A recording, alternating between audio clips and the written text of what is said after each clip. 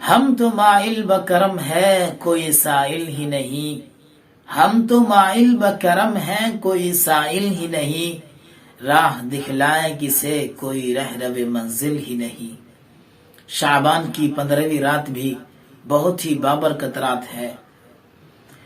حضرت علی رضی اللہ تعالی عنہ نقل فرماتے ہیں کہ جناب محمد رسول اللہ صلی اللہ علیہ وسلم نے ارشاد فرمایا، سنو، جب شعبان کی 15ویں رات ہو تو اس رات قیام کرو اور دن کو روزہ رکھو، اس لیے کہ غروب آفتاب سے لے کر پوری رات اللہ تبارک و تعالیٰ کی تجلی آسمان دنیا پر ظاہر ہوتی ہے، یعنی جب سورج ڈوبتا ہے اس وقت سے لے کر پوری رات اللہ تبارک و تعالیٰ کی تجلی آسمان دنیا پر ظاہر ہوتی ہے۔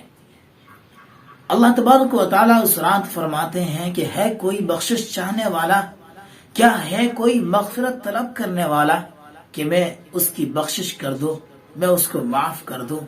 کیا ہے کوئی رزق مانگنے والا کہ میں اسے عطا کر دوں؟ کیا ہے کوئی اپنے گناہ پر شرمندہ ہونے والا کہ میں ان کو معافی کا پروانہ دے دوں؟ کیا ہے کوئی فلاں فلاں فلاں چاہنے والا کہ میں ان کو یہ ساری چیزیں عطا کر دوں؟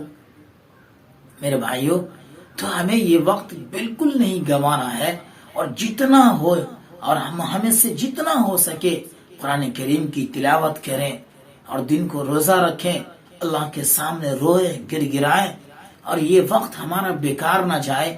ہمیں چاہے کتنی بھی مشغولیات کیوں نہ ہو، تمام تر مشغولیات کو ترک کر کے اور رات میں اللہ کے سامنے کھڑے ہو کر اس قدر آنسو بہائے اور اللہ سے اس طرح مناجات کریں کہ اللہ تبارک و تعالیٰ کو بھی ہم پر ترس آ جائے۔